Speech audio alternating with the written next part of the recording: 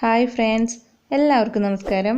അപ്പോൾ ഇന്ന് ഞാൻ ബ്രേക്ക്ഫാസ്റ്റിനും ലഞ്ചിനും എല്ലാം കഴിക്കാൻ പറ്റണ സൂപ്പർ ടേസ്റ്റ് ആയിട്ടുള്ള ആലു പൊറോട്ടയാണ് ഉണ്ടാക്കാൻ പോണത്. അപ്പോൾ നമുക്ക് നേരെ വീഡിയോയിലേക്ക് പോകാം. ഇതെങ്ങനെ ഉണ്ടാക്കണേന്ന് നോക്കാം. അപ്പോൾ ആദ്യം തന്നെ ഒരു പാത്രത്തിലേക്ക് കുറച്ച് ഓയിൽ ഒഴിച്ച് കൊടുക്കാം. ഓയിൽ നന്നായി ചൂടാകുമ്പോൾ ഇതിലേക്ക് ഒരു മീഡിയം സവാള ചെറുതായി അരിഞ്ഞിട്ട് കൊടുക്കാം. ഇപ്പോൾ ആലു പൊറോട്ടയ്ക്ക് വേണ്ട മസാലയാണ് ഇപ്പോൾ തയ്യാറാക്കുന്നത്. ഇനി ഇതിലേക്ക് കുറച്ച് ഉപ്പും കൂടിയും ചേർത്ത് കൊടുത്ത് ഇത് നന്നായി ഒന്ന് വഴറ്റിയെടുക്കാം. സവാള ഒന്ന് വഴണ്ടി വരുമ്പോൾ ഇതിലേക്ക് 1 ടേബിൾ സ്പൂൺ ഇഞ്ചി വെളുത്തുള്ളി പേസ്റ്റ് ആക്കിയതും ഒരു 2 പച്ചമുളക് ചെറുതായി അരിഞ്ഞതും കൂടി ചേർത്ത് കൊടുത്ത് ഒന്നും കൂടി ഒന്ന് വഴറ്റിയെടുക്കാം. ഇതെല്ലാം ഒന്ന് വഴണ്ടി വന്നു കഴിഞ്ഞാൽ ഇനി ഇതിലേക്ക് നമുക്ക് പൊടികൾ ചേർത്ത് കൊടുക്കാം. അപ്പോൾ 1 ടീസ്പൂൺ മുളക് പൊടി, 1/4 ടീസ്പൂൺ മഞ്ഞൾപ്പൊടി, 1 ടീസ്പൂൺ മല്ലിപ്പൊടി, 1/2 ടീസ്പൂൺ കുരുമുളക് പൊടി, 1/2 ടീസ്പൂൺ ഗരം മസാലപ്പൊടി, ഇതെല്ലാം ചേർത്ത് കൊടുത്ത് ഇതെല്ലാം ഒന്ന് മൂപ്പിച്ചെടുക്കാം. ഇനി ഇതിലേക്ക് ഞാൻ ചെറുതായി അരിഞ്ഞ കറിവേപ്പിലയും കൂടി ചേർത്ത് കൊടുക്കുന്നുണ്ട്. ഇപ്പോൾ മല്ലിയില ഉണ്ടെങ്കിൽ അതിട്ട് കൊടുത്താൽ മതിയാവും, മല്ലിയില ഇല്ലാത്തവർ കറിവേപ്പില ഇട്ടാലും മതി. ഇപ്പോൾ സവാള എല്ലാം നന്നായി വഴണ്ടി വന്നിട്ടുണ്ട്, മുളകെല്ലാം നന്നായി മൂത്ത് കിട്ടിയിട്ടുണ്ട്. ഇനി ഇതിലേക്ക് നമുക്ക് വേവിച്ച് വെച്ച ഉരുളക്കിഴങ്ങ് ചേർത്ത് കൊടുക്കാം. ഞാനിവിടെ 2 മീഡിയം സൈസ് ഉരുളക്കിഴങ്ങ് ഉപ്പും ചേർത്ത് കുക്കറിൽ വേവിച്ചെടുത്തിട്ട് ഉടച്ചെടുത്തതാണിത്. അപ്പോൾ അധികം വെള്ളമില്ലാതെ ഉരുളക്കിഴങ്ങ് 2-3 കഷ്ണങ്ങളാക്കിയിട്ട് വേവിച്ചെടുത്തിട്ട് തൊലി കളഞ്ഞതിന് ശേഷം നന്നായി ഉടച്ചെടുത്താൽ മതിയാവും. കട്ടയില്ലാണ്ടായിട്ട് ഉടച്ചെടുക്കുക. അതിനുശേഷം ഇതിലേക്ക് ചേർത്ത് കൊടുത്തിട്ട് ഈ മസാല എല്ലാം നന്നായി ഒന്ന് മിക്സ് ചെയ്ത് കൊടുക്കുക. കട്ടകൾ ഉണ്ടെങ്കിൽ അതെല്ലാം ഒന്ന് ഉടച്ചു കൊടുക്കുക. ഇപ്പോൾ ഉരുളക്കിഴങ്ങ് ഉപ്പ് ഇട്ട് വേവിച്ചെടുത്തതാണ്. അപ്പോൾ സവാളയെ വഴറ്റുമ്പോൾ നമ്മൾ ഉപ്പ് ചേർത്തിട്ടുണ്ടായിരുന്നു. അപ്പോൾ ഈ മസാല നോക്കിയിട്ട് ഉപ്പ് കുറവുണ്ടെങ്കിൽ ഈ സമയത്ത് ചേർത്ത് കൊടുത്തിട്ട് നന്നായി ഒന്ന് മിക്സ് ചെയ്തെടുക്കുക. ഇപ്പോൾ ആലു പൊറോട്ടയ്ക്ക് വേണ്ട മസാല റെഡി ആയിട്ടുണ്ട്. ഇനി ഇത് നമ്മൾ ചപ്പാത്തി മാവിൻ്റെ ഉള്ളിൽ വെച്ചിട്ടാണ് പരത്തിയെടുക്കേണ്ടത്.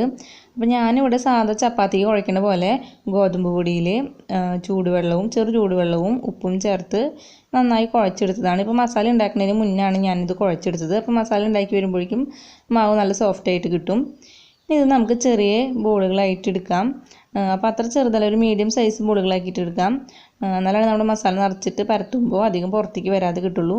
അപ്പോൾ ഇത്രയും മൂന്നൊരു ബോളുകളായിട്ട് നമുക്ക് ഇതെടുക്കാം. ഇനി ഇതിലേക്ക് കുറച്ച് പൊടി തൂവിയതിന് ശേഷം ചെറുതായി ഒന്ന് പരത്തിയെടുക്കാം. അതിനുശേഷം ഇതിലൊരു ടേബിൾ സ്പൂൺ എങ്ങാനും മസാല മാത്രം ഉള്ളിൽ നിറച്ചിട്ട് ഇതേപോലെ ചുറ്റും ഒന്ന് നമുക്ക് മടക്കി കൊടുക്കാം. മസാല എല്ലാം ഉള്ളിൽ ആവണ രീതിയിലൊന്ന് മടക്കിയതിന് ശേഷം ബാക്കി വന്നിട്ടുള്ള ആ മാവ് ഒന്ന് ചെറുതായി ഒന്ന് പൊട്ടിച്ച് മാറ്റി കൊടുക്കാം. അപ്പോൾ ഒരുപാട് മസാല നിറയ്ക്കേണ്ട ആവശ്യമില്ല. അപ്പോൾ ഒരുപാട് മസാല നിറച്ച് കഴിഞ്ഞാൽ നമ്മൾ പരത്തുന്ന സമയത്ത് പൊട്ടി പുറത്തേക്ക് വരും. അതിനുശേഷം ഇതേപോലെ മെല്ലെ ഒന്ന് പരത്തി കൊടുക്കുക. ഒരുപാട് നമ്മൾ ചപ്പാത്തിക്ക് പരത്തണ പോലെ പരത്തരുത്. അപ്പോൾ മെല്ലെ നമുക്കതൊന്ന് പരത്തി ഒരു റൗണ്ട് ഷേപ്പിലാക്കിയിട്ട് എടുക്കാം.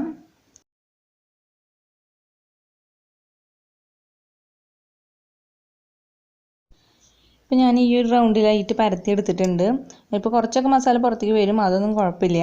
ഇനി നമുക്ക് നേരെ നല്ല ചൂടായിട്ടുള്ള പാനിലേക്ക് ഇട്ട് കൊടുക്കാം.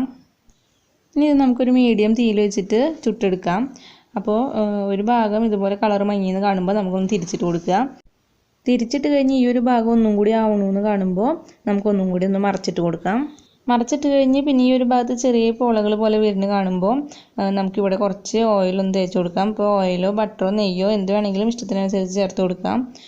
അപ്പോൾ ഇതൊന്നിങ്ങനെ തൂക്കി കൊടുക്കാം. അതിനുശേഷം ഈ ഭാഗം ഒന്ന് മറച്ചിട്ട് കൊടുക്കാം. അതിനുശേഷം അപ്പുറത്തെ ഭാഗത്തും ഇതേപോലെ ഓയിലൊന്ന് തൂക്കി കൊടുക്കാം.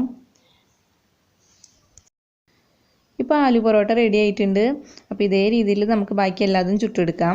ഇത് നല്ല ചൂടോട് കൂടി തന്നെ കഴിക്കണം, അപ്പോഴാണ് നല്ല ടേസ്റ്റ് ഉണ്ടാവുള്ളൂ ഇത് കഴിക്കാനായിട്ട്. അപ്പോൾ ഇത് കഴിക്കാൻ പ്രത്യേകിച്ച് കറികളുടെ ഒന്നും ആവശ്യമില്ല. പക്ഷേ ഇതിന് ബെസ്റ്റ് കോമ്പിനേഷൻ എന്ന് പറയുന്നത് തൈര് സാലഡാണ്. ഇപ്പോൾ തൈരും സവാളയും തക്കാളിയും പച്ചമുളകും എല്ലാം അരിഞ്ഞിട്ടിട്ടുള്ള തൈര് സാലഡ് ഇതിന് ബെസ്റ്റ് കോമ്പിനേഷനാണ്. അപ്പോൾ നിങ്ങളിങ്ങനെ ഒന്ന് ഉണ്ടാക്കി നോക്കുക. എന്നിട്ട് നിങ്ങൾക്ക് ഇഷ്ടമാവുകയാണെങ്കിൽ നിങ്ങളുടെ കമൻറ്റ്സ് തന്നെ അറിയിക്കുക. അതേപോലെ എൻ്റെ ചാനലൊന്ന് സബ്സ്ക്രൈബ് ചെയ്യുക. അപ്പോൾ മറ്റുള്ളവർക്ക് ഷെയർ ചെയ്ത് കൊടുക്കുക. അപ്പോൾ ഇനി വേറൊരു വീഡിയോ ആയിട്ട് കാണാം. അതുവരേക്കും എല്ലാവർക്കും